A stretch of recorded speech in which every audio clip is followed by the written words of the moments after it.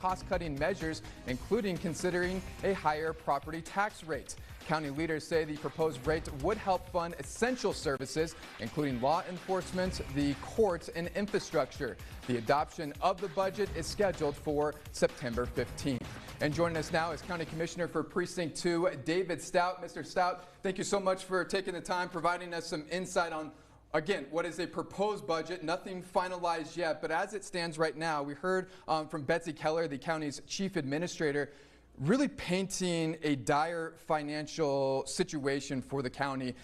What needs to happen between now and September 15th to kind of bridge that gap? And I guess also, how did we get here?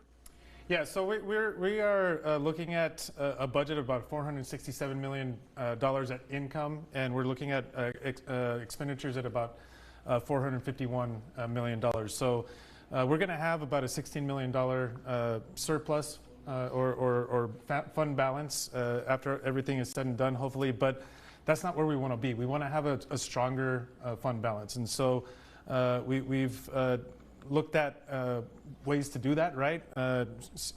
Some of that could be cutting services. We've implemented a number of measures already, one of them being 5% operational cut across the board. We've done some hiring freezing as well. We've decided to implement that.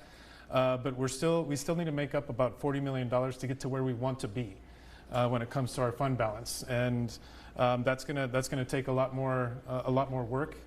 But the reason why we're dealing with this is really unfunded mandates that are coming down from the state legislature. This is why we're in this position at this point in time. Just one program, Operation Lone Star, which is Governor Abbott's anti-immigrant enforcement program, put many people in our jail, and that program by itself in the last 3 or 4 years has cost the county about $40 million. Okay, that's almost 10% of our budget. This legislative session alone, we're looking at least another $20 million in programs and services that the state is mandating us to provide but is not giving us money for. So that's a $60 million hit in the last 4 years from the state legislature. 70%, close to 70%, 65-70% of our budget goes to unfunded mandates. Again, programs and services that the state forces us to provide but doesn't give us money for. That's what's ended us up in the position in which we find ourselves right now. And you had said even during this special session, just $20 million alone could be added to some of those expenses. It was also said today during Commissioner's Court that staff, the personnel that you guys have, is the majority of the county's budget, which makes sense. Could a reduction in workforce, could that be part of a solution? Because many of those positions too, I mean, there's a lot of essential positions that the county has. Yeah, I mean, we again have mandated services, so we could not reduce force or make cuts in those areas. But I think it's probably the last thing, the last resort for us would be to try and cut personnel, because that means that our service levels would go down, right? So we are looking at other ways to come up with the funds that we need. Of course, it's either cuts or a tax increase, right? It's pretty cut and dry. It's the difficult situation in which we find ourselves. So we are looking at other programs. We're going to be going through every single one of our non-mandated programs and non-mandated departments and looking at areas where we might be able to cut there. But this is probably the most difficult budget session I've ever been through, and I've been in office for 11 years. Yeah.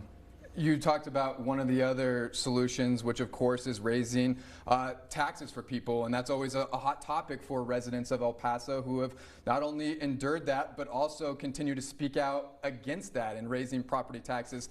How much does the county try to avoid doing that? I think traditionally we have done the best that we possibly can when it comes to trying to provide relief to people. We understand that also the appraisal system is mandated by the state, and it's set up, in my opinion, it's rigged against the residential property taxpayer. It's on purpose. It's by design by the state legislature, the way that's set up. And so when property values increase, we try to reduce our tax rate to cut into those increases that people may see. In the last 10 years, the county has raised taxes 2 times.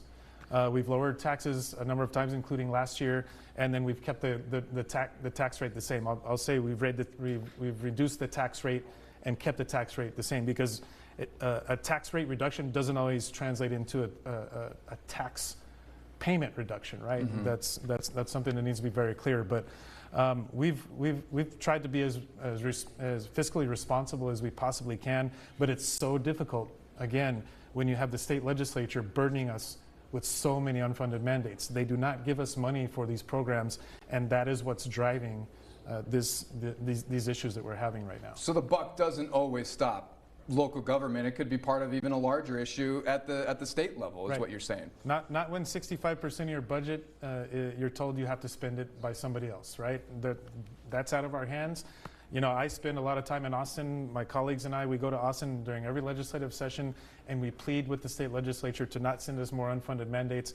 You know, they're up there talking to people saying that they're providing them tax relief, but it's smoke and mirrors. You know, they're saying, oh, we're cutting the tax rates, we're doing this and that, but no, the majority of what you're seeing in increases in local government, especially county government, is due to the state legislature and the decisions that they're making, and it's mostly political, right? Again, this terribly political Operation Lone Star program has cost us $40 million.